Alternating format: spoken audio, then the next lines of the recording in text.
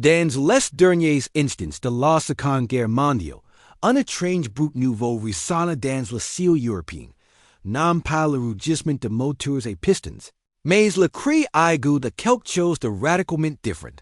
Si n'était pas seulement plus fort, c'était plus rapide, plus mortel, inéritable, si brut marquait leur vie de moteur et réaction. Une technologie qui changerait à jamais la façon dont les humains font la guerre, avant l'avènement des avions et réaction. Les combats aériens étaient limités par la vitesse des hélices et l'endurance des structures métalliques poussées à leurs limites. Les combats aériens étaient intenses, mais limités par la physique. Puis, tout a changé. La propulsion par réaction a redéfini la vitesse, l'altitude, l'autonomie et la domination.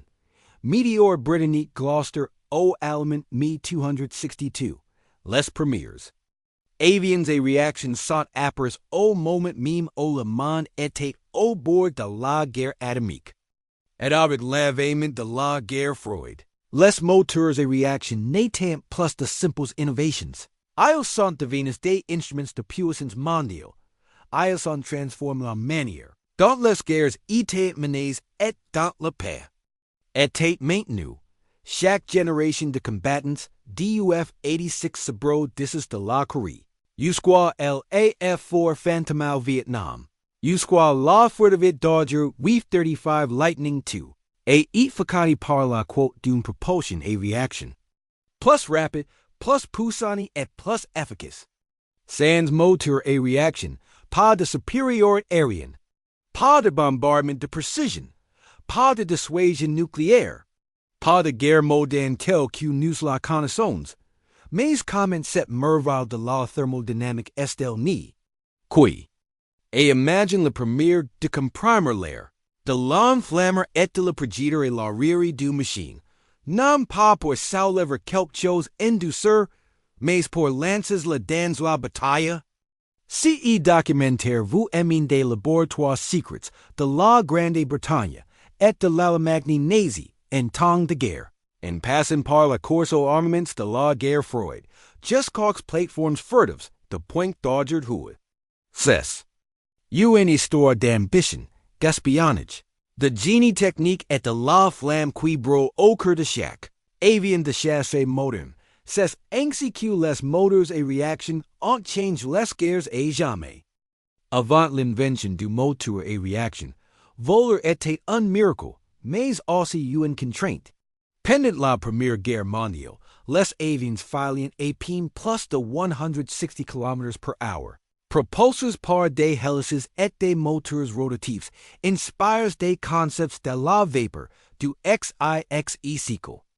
Chaque avancée de l'aviation militaire, manœuvrabilité, autonomie, altitude, était freinée par une contrainte simple, la traînée, et la résistance de l'air augmentant plus vite, que les moteurs pouvaient suivre. Des les années 1910, inventeurs et scientifiques ont commencé à rêver d'autres que hélices. Les principes physiques fondamentaux étaient connus. Troisième loi de Newton, pour chaque action, une réaction égale est opposée dot si vous pouvez comprimer l'air, l'enflammer et le projeter vers l'arrière, vous pourriez générer une poussée. Saltenu sans faire tourner les pails. Le premier à avoir esquissé de telles idées fut un ingénieur français, René Loren, qui en 1908 a proposé le jet un concept, qui utilisait le mouvement vers l'avant pour comprimer l'air. Mais il manquait de praticabilité à basse vitesse, nécessitant un lancement depuis un autre avion. Dans les années 1920, des expériences avec turbo compresses, avions et pistons, des possibilités ont été évoquées. La compression de l'air pourrait augmenter considérablement les performances du moteur. En 1928, un jeune officier et ingénieur de la RAF britannique nommé Frank Whittle a déposé le premier brevet pour un moteur turbine à gaz, le précurseur de l'avion à réaction. À l'époque, il fut ignoré par les responsables militaires, qui le trouvaient trop radical et trop coûteux.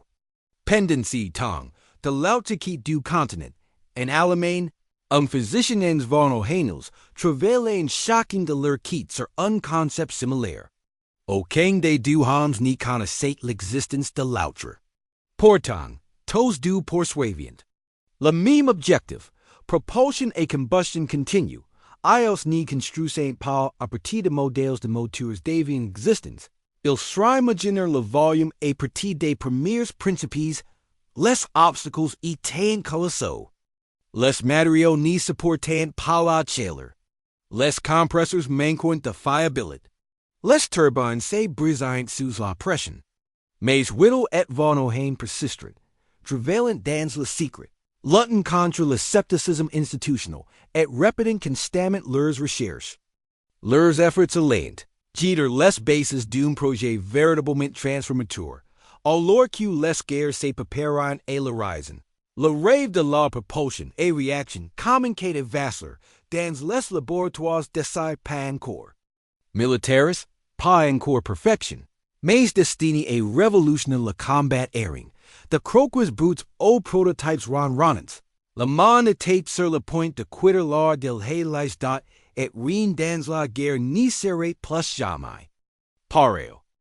À la fin des années 1930, ce qui n'était autrefois qu'une théorie a commencé à se transformer en une réalité terrifiante. En Grande-Bretagne, le moteur à réaction de Frank Whittle a finalement attiré l'attention des militaires. Avec le soutien de Power Jets Limited, puis de la Royal Air Force, Whittle a supervised la construction du Gloucester E-2839, le premier avion à réaction du Royaume-Uni. Il a volé pour la première fois en mai 1941, et bien que modeste en termes de vitesse et de performances, il a prouvé que la propulsion par réaction n'était pas seulement possible. Elle était également évolutive. Pendant ce temps, en Allemagne, Hans von Ohain avait rejoint la société d'ingénierie. Heinkel avait achieved son propre prototype de jet. Le Il-178, il a pris son envol en août 1939, quelques jours avant l'invasion de la Pologne par Hitler. Le He-178 fut le premier avion au monde à voler uniquement grâce à un turbo-acteur. Une avancée historique, quoique secret, mais c'était le Messerschmitt Me-262 qui allait devenir le premier avion de combat opérationnel de l'histoire. Avec des vitesses supérieures à 540 mph, les chasseurs à pistons alliés dans la poussière. C'est l'inflation, c'est deux moteurs et ces vitesses fulgurantes ident sans précédent. Mais les retards bureaucratiques et l'obsession Tyler de l'utiliser comme bombardier retardent son déploiement. Hoy irait coûter use date de l'Autique de la Manche. Les Britanniques ont répliqué avec l'Amateur de Gloucester, entré en service en 1944, moins rapide que le Me-262. Il était fiable, stable et surtout, il n'a pas connu le même chaos de production que l'Allemagne nazie. Les météores étaient utilisés pour intercepter les bombes volantes. 5 to 1 et secure sur l'espace aérien BRITAN-NIQ UD la propulsion par réaction et énergie, non pas en temps de paix. Mais dans la croisette de la guerre TOTALE et le monde. Remarque, les Américains initialement en retard dans la technologie des avions à réaction. On accélère le développement et procéder en pairs des plans allemands. Ils ont accéléré leurs propres projets, notamment celui du bel P-59 Aerocomet plus tard, le Lockheed P-80 Shooting Star, qui est entré en guerre juste au moment où il s'était remis de ses premiers modèles est ni eu prise de conscience. L'avenir du combat aérien appartiendrait à la vitesse, à l'altitude et à l'accélération. L'art des avions à réaction commence, non pas en fanfare, mais avec few.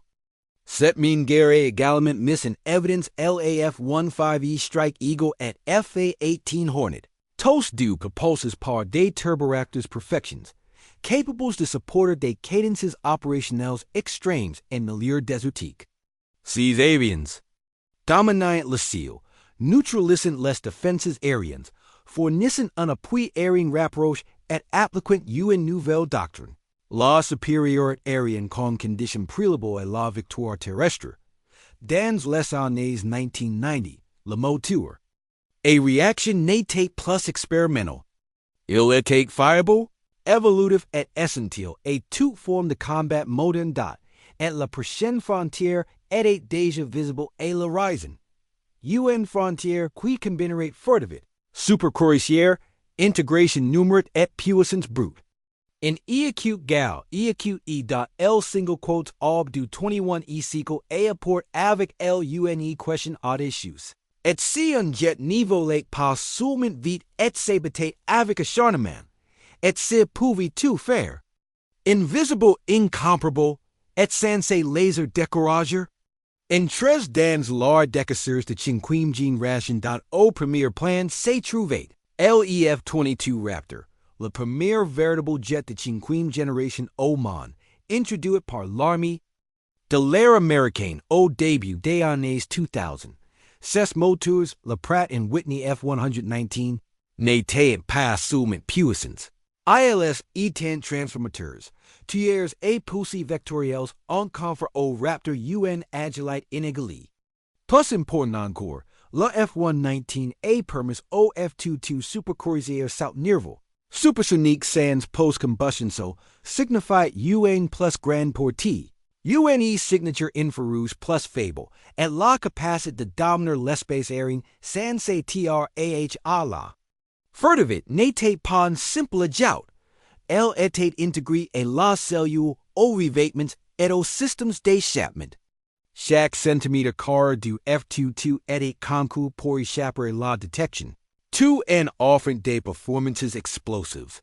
Mais le Raptor était cher, limité en nombre, et trop avance pour être export. C'est qui est conduit also évolutif. Suivant, F-35 Lightning II. Contrairement tous les chasseurs qui l'ont précédé, les F-35 n'étaient pas un seul avion. C'était trois variantes, adaptées à l'armée de l'air, à la marine et au corps des marines.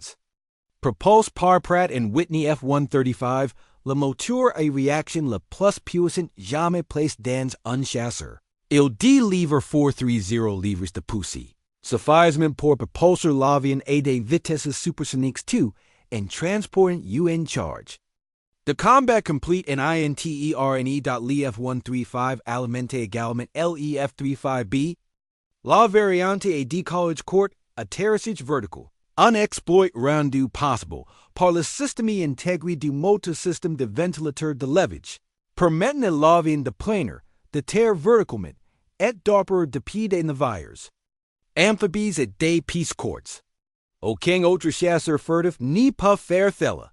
Pendant ce temps, la concurrence intensive et la Russie et de voile le Su-57, propulsés par des moteurs à L-41F1, rapides et maniables bien peu furtifs. La Chine progresse avec Chengdu J-20, visant à rivaliser avec les F-22 en termes d'autonomie et d'altitude. Mais aucune de ces plateformes, au début des années 2020, n'avait atteint le niveau d'intégration opérationnelle, de soutien logistique ou de déploiement mondial de la flotte américaine de cinquième génération. Les moteurs à réaction de cette époque sont devenus modulaires, surveillent numériquement, et de plus en plus assistés par AA systèmes de maintenance predictive analysant désormais les performances du moteur en temps réel, prolongant ainsi sa durée de vie et réduisant les temps de défaut l'instant et avec ses adversaires qui le rattrapent. L'Occident a commencé à investir dans des prototypes de 16e génération, des avions qui voleront plus vite, pencheront plus intelligemment et combattront aux kits de systems. Sans pilot dans équipes, hommes dash machine de la postcombustion et l'autonomie. La propulsion par réaction se prépare à ses prochaines révolutions, alors que les années 2020. C'est annoncé, la propulsion par réaction est à nouveau sur le point de connaître une transformation. La course ne se limite plus à surpasser ses ennemis en combat aérien. Il s'agit désormais de dépasser les limites mêmes de l'atmosphère. De la vitesse et de la capacité de survie au cours de cette nouvelle ère se trouve hypersonique. Des vitesses supérieures et Mach 5. Les réacteurs traditionnels, même équipés de postcombustions et d'un super-régime de croisière, n'y peuvent supporter de telles vitesses.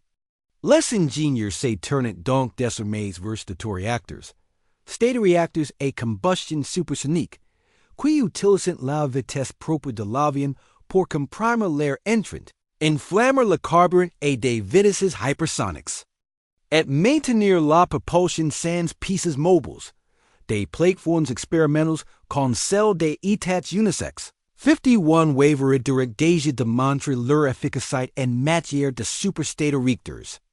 Atteignent des vitesses supérieures à Mach 5. La Chine et la Russie ont testé leurs propres missiles hypersoniques, laissant entrevoir une course mondiale aux armements en matière de propulsion. Mais l'hypersonique n'est pas la seule frontière. Les États-Unis et leurs alliés investissent dans savings de 16 génération dans le cadre de programmes comme la domination, aérien de nouvelle génération, NGAD Initiative. Ces chasseurs devraient être équipés de moteurs et cycles adaptatifs. C'est dire de systèmes de propulsion capables basculer entre les modes haute puissance et haute efficacité en plein volume, offrant une autonomie de carburant et une puissance de sortie inégales. Les GEXA-100 et Pratt & Whitney XA-101 du Moteurs. Adaptatifs sont en cours de développement. Ils permettent jusqu'à 25% d'autonomie en plus, 10% de puissance en plus, et une gestion de la chaleur nettement meilleure, essentielle pour les captures furtifs et avances. Ajoutez à cela l'intégration croissante de systèmes de drones sans pilot. Ou des avions de combat comme les F-35 pour servir de centres de commandement. Tout en coordonnate des hélices semi-autonomes, propulsés par des moteurs et réactions simplifiées et évolutives. Sur le plan environnemental, une attention nouvelle. Est accordée à carbons d'aviation durables et gestion de la signature thermicale. Futur avion de combat ne sera pas seulement rapide. Il sera aussi propre, plus difficile à détecter et plus facile à entrer tenir date et au-delà des frontières militaires. Les lequins théories de la propulsion et réaction influencent l'évolution d'avions spatiaux, véhicules d'insertion, orbital, et même les voyages commerciaux de nouvelle génération. En bref, les moteurs et réactions ne se limitent plus à la supérieure aérienne. Ils deviennent un pont entre la Terre et l'orbite, habit et non-habit, présent et futur de la poussée fulgurante des premiers prototypes au hurlement des superstate réacteurs hypersoniques. L'ascension du moteur et réaction ne cesse jamais arrêtée, et si n'est pas près d'arrêter. La fin de la Seconde Guerre mondiale n'a pas seulement marqué un tournant mondial, elle a marqué le début d'une nouvelle ère du combat aérien. La propulsion par réaction avait fait ses preuves, mais elle devait désormais gagner en maturité. L'après-guerre est devenue un croisette d'innovation, d'expérimentation et de vitesse brute. À la fin des années 1940, les États-Unis et le reste lanceront dans une course effrénée non seulement pour la suprématie nucléaire, mais aussi pour la domination aérienne et la vitesse des avions et réaction. Les Américains introduisirent le Lockheed P-80 Shooting Star, le premier chasseur et réaction américain à être entré en service opérationnel. Il est rapidement devenu l'EF-8 for Thunderjet puis l'EF-86 Sabre, l'avion qui allait définir le rail de l'Amérique dans le ciel au-dessus de la Corée, l'EF-86, avec ses ailes en flash et son moteur et réaction capable de dépasser 670 miles per hour, est entré en collision avec les avions fournis par les soviétiques MiG-15 au-dessus de la péninsule coréenne. Ces combats aériens sont devenus légendaires. Ces deux avions représentent le summum de la conception des avions et réaction de deuxième génération. Et leurs confrontations ont révélé une nouvelle vérité, la supériorité aérienne. Ni se resume plus uniquement et la maniabilité. Elle était li au rapport poussy-poids, aux performances in altitude et à la postcombustion. Pendant ce temps, la Grande-Bretagne continuait d'avancer avec l'aide Haviland Vampirite Plus. Tard, le Hawker Hunter. Tandis que l'Union soviétique poursuivait ses efforts à MiG-17 et MiG-19 tous deux capables de voler en supersonique. Tous deux dans les années 1950. Le moteur à réaction avait atteint ses maturités, mais il était encore rudimentaire. Les premiers modèles nécessitaient des révisions fréquentes, avaient une durée de vie opérationnelle courte et consommaient du carburant et un rythme alarmant. Mais chaque année apportait des améliorations. Les compresseurs axiaux remplaçant les compresseurs centrifuges. La science des matériaux s'adaptait aux besoins thermiques et les ingénieurs apprenant à exploiter les ressources post-combustion pour briser l'amour du sun. En 1947, séparé et brisé par Chuck Yeagertons, la fuselage X-1. Mais les chasseurs et réaction n'étaient pas loin derrière.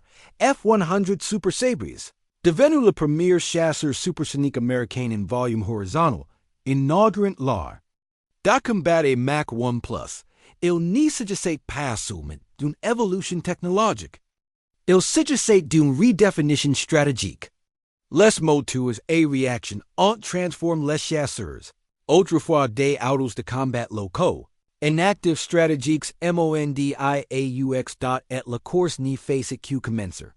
Les années 1960 ont débuté. Sur un bang sonique, littéralement. Les chasseurs à réaction n'étaient pas seulement rapides. Ils atteignaient décimés Mach 2, et l'amélioration des moteurs s'accompagnait d'une ambition accrue. Le monde ne voulait plus seulement des avions rapides.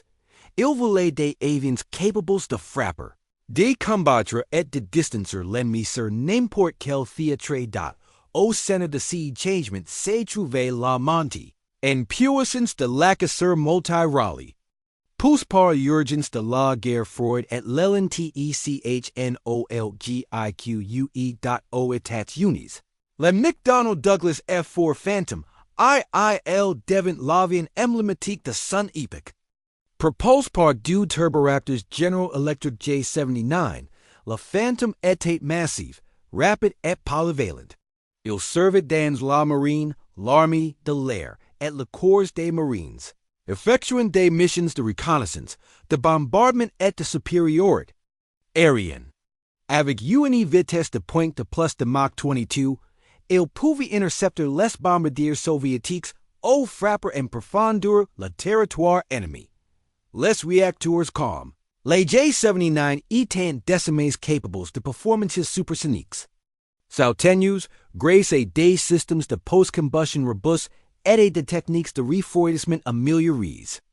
Mais la vitesse élevée s'accompagne de nouveaux défis dans le compresseur chaos, extensions de moteur et l'immense chaleur générée par la traînée. Supersonique impose les matériaux et la conception et leurs limites.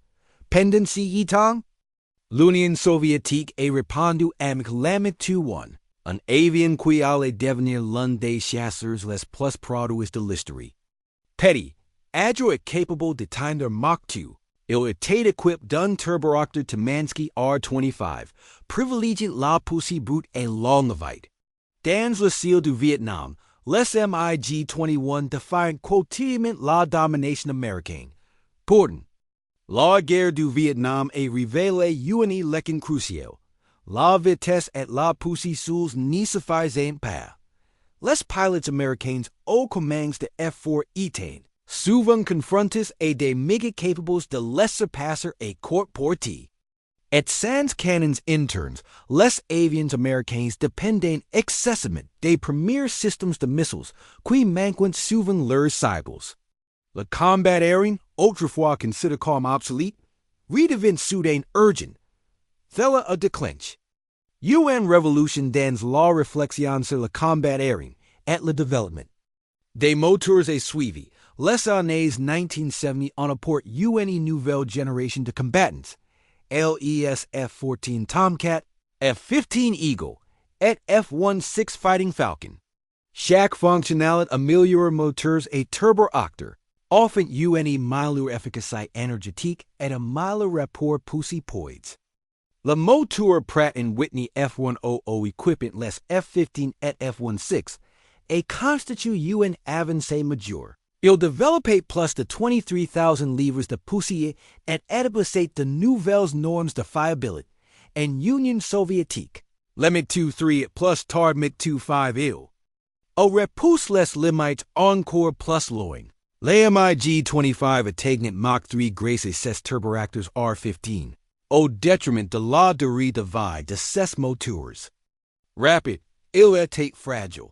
À la fin des années 1970, les moteurs et réaction étaient passés du statut de bêtes capricieuses et celui de machines de précision, capables d'amener les pilotes jusqu'aux confins de l'atmosphère, de maintenir des vitesses de Mach et d'alimenter l'équilibre géopolitique qui définit la guerre froide, des cieux de la jungle aux routes de patrouille de l'Arctique. Les chasseurs et réactions sont devenus les autos les plus performantes de l'arsenal militaire moderne. Dans les années 1980, la vitesse pure n'était plus la seule frontière.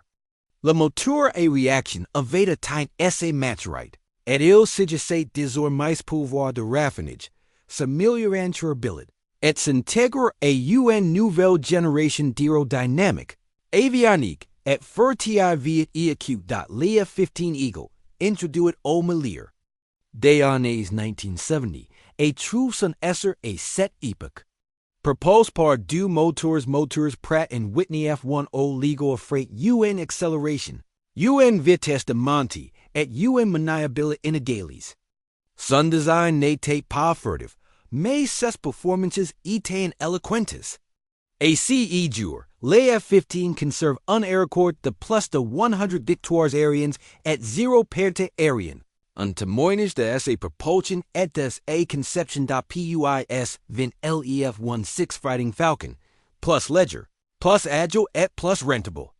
Doté d'un unique moteur F-100 et d'un système de commandes de volume électriques révolutionnaire, il prouve que les jets modernes peuvent être rapides, agiles, conçus pour des opérations multi-routes dans des dizaines de pays de l'autre.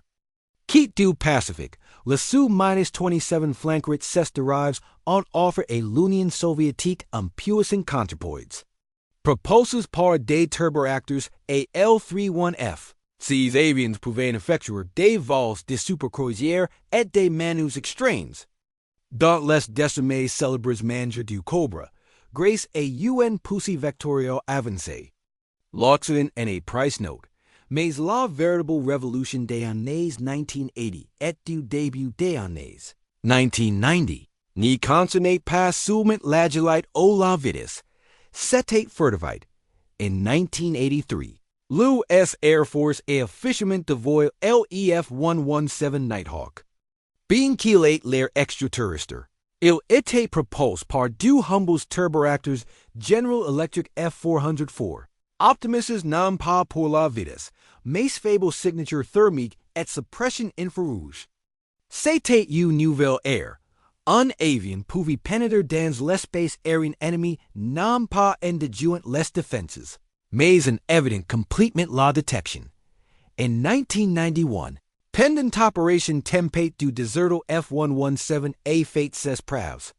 Sans Falcon performant en Irak, ces avions ont atteint des cibles de grande valeur avec précision, et en sont ressortis intacts. La révolution furtive était arrivée, et la propulsion a dû s'adapter. À la fin du XXe siècle, les moteurs et réactions étaient passés du stade de la technologie de pointe à celui de moteur à réaction centrale de la vie militaire et civile moderne. Ce qui était autrefois expérimental et rare était devenu grand. Public, produit en masse et intégré l'échelle mondiale. La révolution a commencé avec l'adoption militaire. Dans les années 1970, presque toutes les armées de l'air du monde utilisaient des avions à réaction. Les nations qui dépendaient autrefois de fournisseurs étrangers on commence a developer leurs proper platforms, souvent en utilisant des moteurs sous licence, ou en rétro-ingénierie des technologies acquises. Les moteurs à réaction sont devenus non seulement des autos militaires, mais aussi symboles de fierté nationale et de capacité industrielle, pour vendre l'aviation commerciale, avec la montée d'avions de ligne et turboreactors et des turboflanes technologie. Des avions à réaction, a révolution le transport civil à jamais. Le Boeing 707, introduit à la fin des années 1950, puis le 747, ont démocratisé les voyages longue distance. Des villes autrefois distantes de quelques semaines sont devenues accessibles en quelques heures. Le moteur à réaction avait effondré la géographie dans les années 1980-1990. Les moteurs à réaction propulsent en tout des avions de chasse aux drones de reconnaissance, des bombardiers lourds aux avions de ligne, des jets de fer aux avions expérimentaux. Le commerce mondial, le tourisme, la diplomatie et même la gestion des catastrophes sont devenus phénomènes liés à la propulsion par réactions. Économies entières étant décimées structurées autour de la vitesse et de la fiabilité. De l'aviation à haute performance, culturellement, les moteurs à réaction ont commencé à symboliser le progrès, la puissance et le prestige. Le bruit du cerveau d'un avion de chasse lors des cérémonies nationales, le prestige du service supersonique du Concorde, la simple présence de porte-avions harrisses d'avions de chasse au large de rivages lointains. Les gouvernements ont investi massivement. Les agences de l'aviation civile, les ministères de la défense et les organisations spatiales ont tous investi des milliards dans la recherche et le développement en matière de propulsion. La technologie des avions à réaction n'était plus unique. Elle constituait une infrastructure essentielle pour une nation moderne et socialement. Le moteur à réaction atteint modifiés. Gen se sont habitués à la mobilité rapide, à la sécurité en haute altitude et à l'axe mondial. Les réunions d'affaires, les fournitures médicales et les renforts militaires pouvaient arriver de l'autre bout du monde. Tout cela grâce à la rapidité et à la fiabilité des vols et turbines. Le moteur à réaction était passé du statut de merveille de guerre à celui de temps quotidien, et la société, la culture et le commerce n'y seraient plus jamais les mêmes.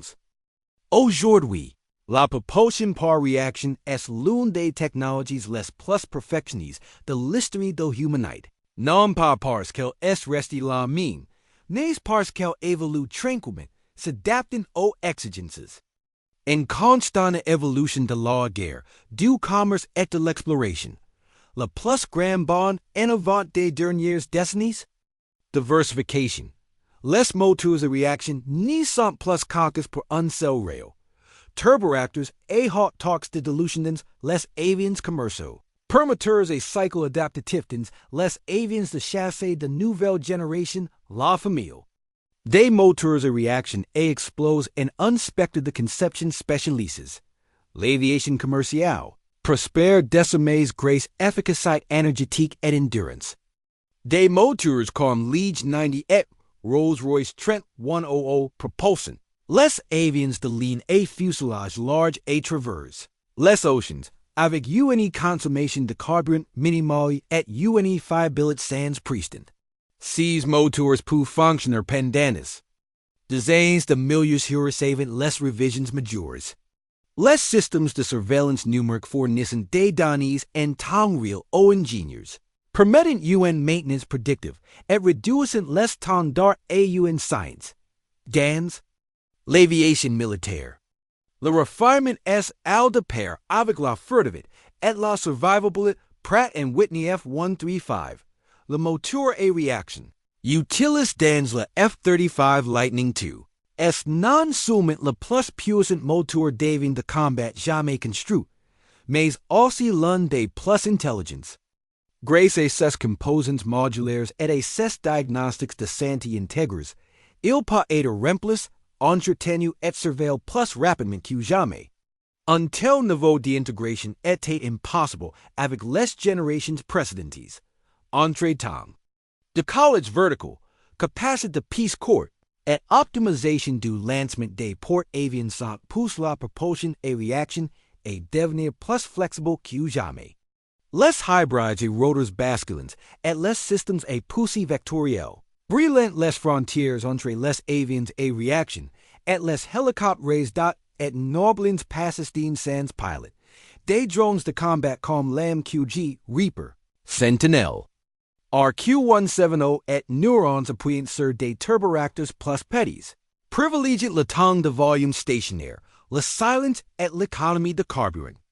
Des essences de drones, des munitions stationnaires et des alias autonomes redéfinissent la répétition de la propulsion sur le champ de bataille. Les principaux acteurs d'aujourd'hui sont GE Aviation, Rolls-Royce, Safran, Honeywell et United. Engine Corporation in Russie, shocking repoussant les limites en matière d'efficacité, de missions, de réduction du bruit et de gestion thermique, mais le refinement implique une responsabilité.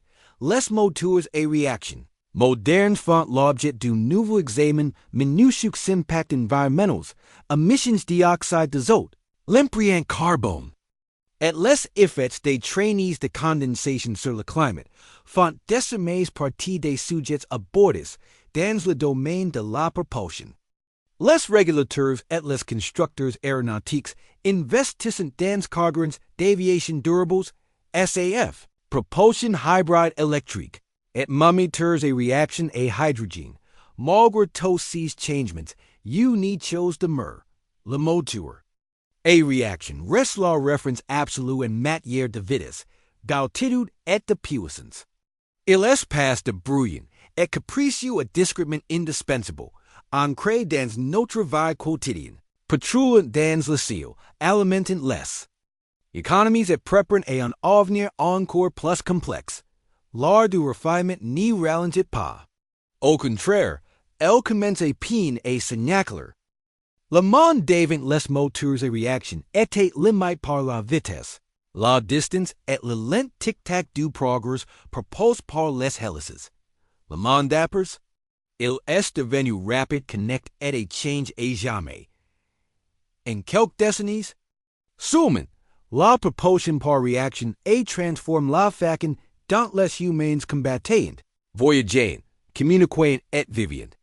Les guerres, autrefois décidées par des modes de déplacements terrestres, étaient désormais influencées par supériorité aérienne obtenue en quelques airs de la Corée au Kosovo.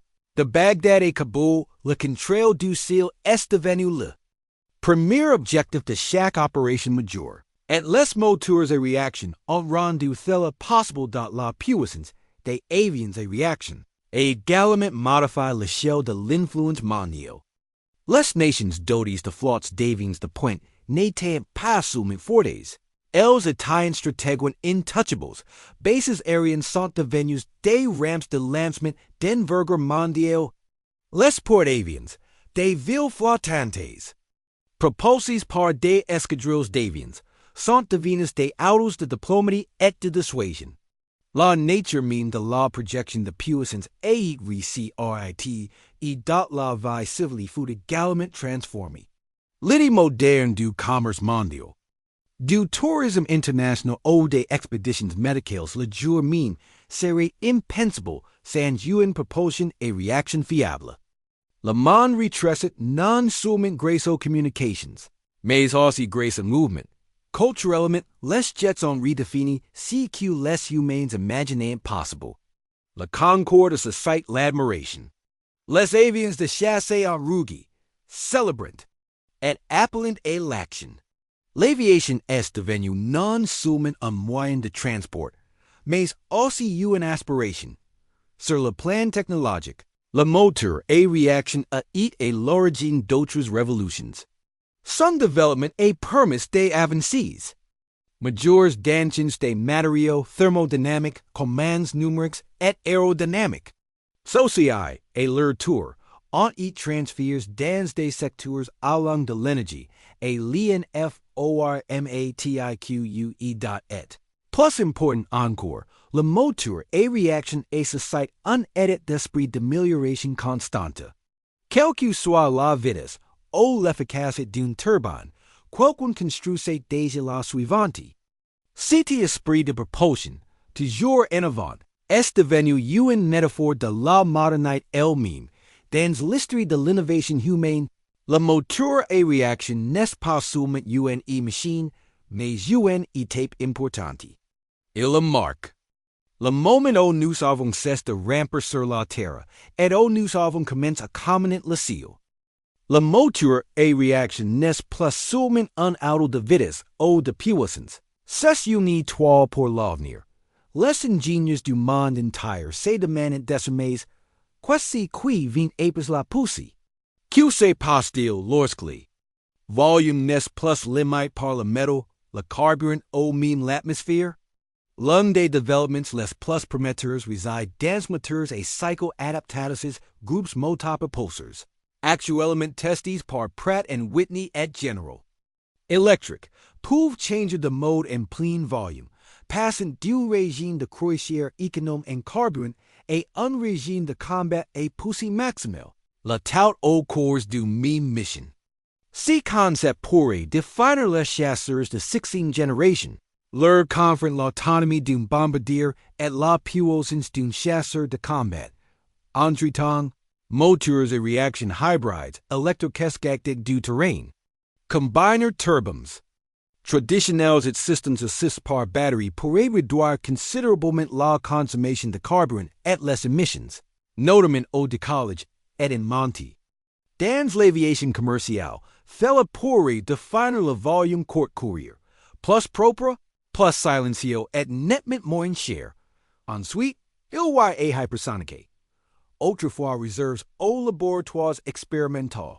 Les avions et supersatelliteurs sont aujourd'hui en plein développement. Mach 5? Ce n'est que début. Ces véhicules pourraient traverser les continents en moins de 2 heures. Frapper avant même que les radars n'y puissent réagir, ou même servir de lanceurs spatiaux réutilisables. La frontière entre avions et vaisseaux spatiaux commence à s'estomper. Et la propulsion n'y s'arrêtera pas aux confins de la Terre. Les principes des moteurs et réactions équipent déjà les avions spatiaux de nouvelle génération et les drones de haute altitude. Certaines plateformes futures pourraient utiliser moteurs et air compromettant la basse atmosphère. Puis passer assistants basés sur des fusées ou des ionceleurs qui franchissent la stratosphère et au-delà. Mais un tel pouvoir s'accompagne d'une complexité éthique. Les armes hypersoniques déclencheront-elles une nouvelle course au armament? Les drones et réactions sans pilote changeront-elles les règles du combat? Les vols supersoniques commerciaux feront-elles leur retour? Ou seront-elles esclaves aussi par des contraintes environnementales? L'avenir des moteurs et réactions n'est pas seulement plus rapide, il est plus intelligent, plus efficace et peut-être plus autonome. Que tu sais que nous avons jamais pilote. Alors maintenant, nous vous demandons, que faire pensez-vous que la prochaine avancée en matière de propulsion sera? Le ciel sera-t-il toujours la limite ou seulement le point de départ? Faites-le nous savoir dans les commentaires. Du rugissement du Spitfire et la furtive chocotie du F-35, le voyage du moteur et réaction est redéfini ce qui signifie combattre. Voyager et imaginer l'impossible. Tout commence avec des idées griffonnées dans des carnets, testis. En guerre et affinis en paix, jusqu'à devenir le pose même de la civilisation moderne. Des guerres ont été gagnées. Des frontières ont été redessinées. Le temps lui-même est compris par des turbines hurlant aux confins du sun, maintenant. Alors que nous entrons dans l'art de hypersonique, de l'autonomie et de la propulsion spatiale. Une chose est sûre, l'histoire des moteurs et réactions n'est pas terminée. Elle continue de s'exceller RER.CCE documentaire vous donne une nouvelle perspective sur le vol, la guerre ou l'innovation, Fait trois choses pour nous aider à continuer à explorer. Aimez cette vidéo. Partagez-la avec les passions d'histoire et de technologie. Et abonnez-vous pour des plans plus cinématographiques dans les machines qui emfaquent notre monde et celles qui font ainsi qui vient suivre.